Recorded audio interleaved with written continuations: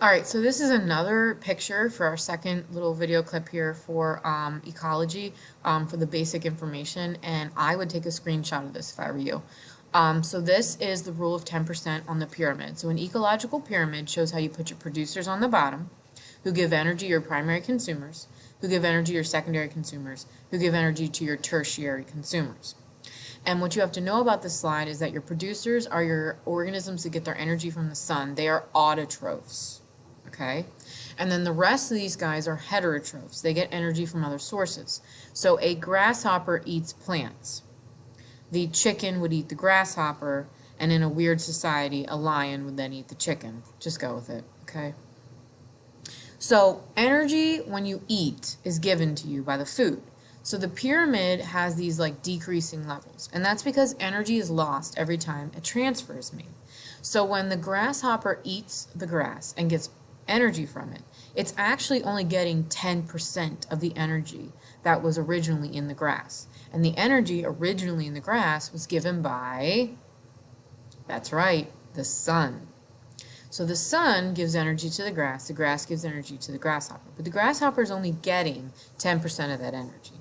Now I'm going to ask you a question here, okay, and you're going to have to answer this on your Ed puzzle. You might need to get a calculator out, or if you're good with tens, you won't. So if the original energy amount in kilocalories for the grass was 1,000, how much energy would the grasshopper actually get from that 1,000 kilocalories? Okay, hopefully you answered it correctly. It would have gotten 100 kilocalories because 100 is 10% of the 1,000. Now, when you go to the grasshopper now has 100% of its energy, even though 90% of it was lost. Did you pick up on that? So the grasshopper sitting there now has 10 kilocalories of energy, and a chicken eats it. So how many kilocalories does the chicken get from the grasshopper? That's right, it only got 1 kilocalorie. Okay?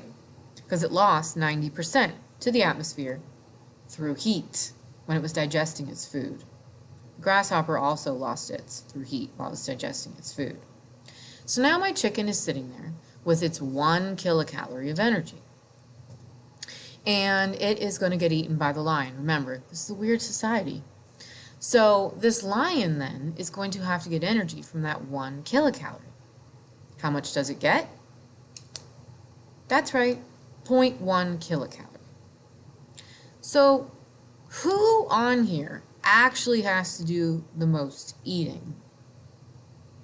That's right, your tertiary consumer has to eat the most food because it has less energy in the food because it's gone through several transfers from the original source, which is the sun. That's why we as a top consumer or a tertiary consumer have to eat a lot during the day. Whereas your grasshopper, it eats a lot of grass, but it does it at a slower rate and actually eats less. So remember the 10% rule. Only 10% of the energy is transferred from one creature to another up the pyramid. That's why this chunk up here is smaller. It's showing you that you actually get less energy. 90% is always lost as heat to the environment. Okay? That's why the environment warms up when you're in it and there's lots of people sitting in a classroom. It's warmer in there. It's warmer in a room with a lot of people because you're always giving off heat as you digest your food. So if you're looking at this and you're looking at this and thinking, okay, why is she showing me this? It's to actually give you an idea. This is a simple chain. There has to be a lot of phytoplankton with 100% energy to be eaten by the herring so the herring can get enough energy. There has to be less herring than the phytoplankton, but more herring than the seals to give energy to the harp seals. Harp seals have more than the polar bears. Polar bears have less creatures in that level because there isn't enough energy to support that many polar bears. You should have had the aha moment. It's probably why a lot of times when you have endangered species, they sit at the top because they don't get as much energy as the top. So the amount of available energy decreases as you go up.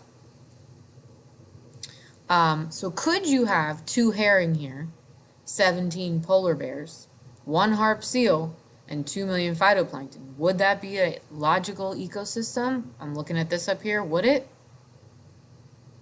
No. Again, biomass is how many organisms are at each level. One person, 10 chickens, and a whole bunch of corn.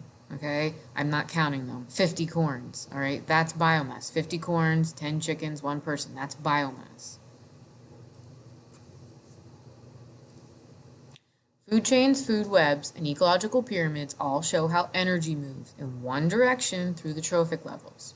Remember, energy is lost as heat, but never fear, because the sun is here, and it will always recycle energy back to our plants to give us more energy up through our trophic levels.